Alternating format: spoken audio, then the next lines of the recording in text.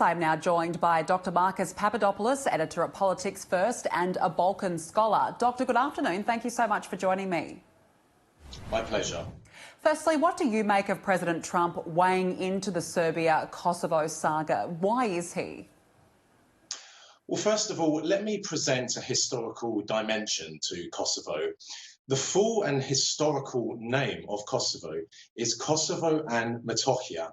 And Kosovo and Metohija is a Serbian province stemming back to medieval times. Indeed, for one to understand the Serbian nature of Kosovo and Metohija, one need only take into consideration the churches and monasteries in this province, which are over 1,000 years old.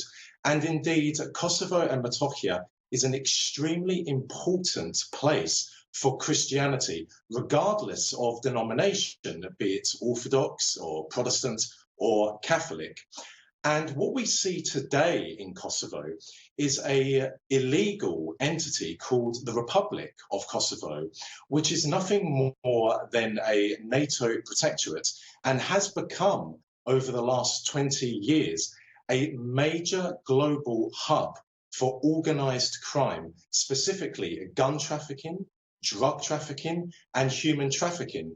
So much so that international law enforcement agencies, including Interpol, refer to the Republic of Kosovo as the Republic of Heroin. Now, turning to Donald Trump's maneuvering vis-a-vis Kosovo, Mr. Trump's maneuvering is not down to any personal ambitions of his. No, Mr. Trump is acting in accordance of the wishes of the American state.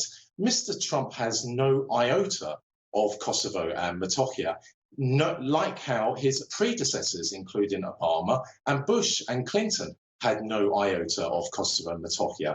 But what the Americans are attempting to achieve by bringing together the Republic of Kosovo and the Republic of Serbia is to cement America's position in the former Yugoslavia, because today America is the dominant outside power in the former Yugoslavia.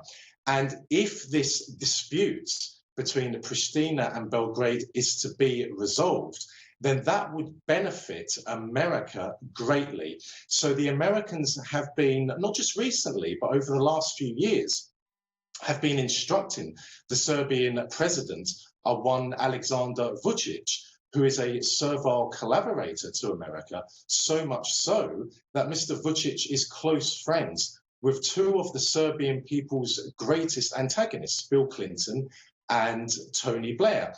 And Alexander Vučić is laying the ground for detaching Kosovo and Metohija from Serbia in order to safeguard his position in Serbian politics today.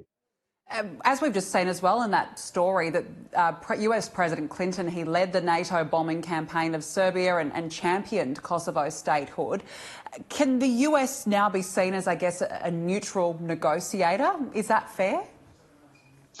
If we are talking about ordinary Serbs, then no, the Serbian people will never forgive America for its criminal and murderous attack on the country for 3 months in 1999. And the Serbian people are acutely aware that in 1999 and ever since, America has been allied to an infamous organization which officially doesn't exist anymore, but in practice does. And this organization is called the so-called Kosovo Liberation Army. And the KLA is an organized crime syndicate. And remember, in the early 1990s, the American State Department actually listed the KLA as a terrorist organization. But by the end of the 1990s, America came to perceive the KLA as a very important tool in achieving American domination in the former Yugoslavia and bringing Serbia to heel. But if you are referring to the politicians in Serbia today, then the Serbian politicians, both in government and in opposition, will see America very differently. Because ever since October 2000, following the American orchestrated overthrow of the Yugoslav president Slobodan Milosevic, Serbia has been a client state of America, and Serbian politicians and indeed Serbian journalists now dance to the tune of whatever America says, not just regarding Kosovo and Metohija, but also politically and economically. And Serbian politicians in government and in opposition are also helping to lay the ground for detaching Kosovo and Metohija, a Serbian province dating back to medieval times, from Serbia. And I must quickly state that in your report, you said that 13,000 people died in Kosovo during the war. Well, according to a UN pathologist team comprised of Spanish doctors, between 2,500 and 3,000 bodies were exhumed by them following the war in Kosovo. And most of these bodies were combatants, and most of them were Serbs and Kosovan Albanians who died in battle. Certainly a fascinating story, and it'll be interesting to see how this potentially plays out now with the US. Dr. Marcus Papadopoulos, thank you so much for joining me this afternoon. My pleasure.